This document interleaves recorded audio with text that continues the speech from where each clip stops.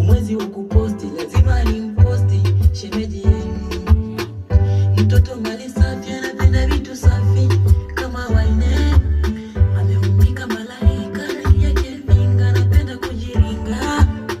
Sura yake maua, pengo la shingo mtoto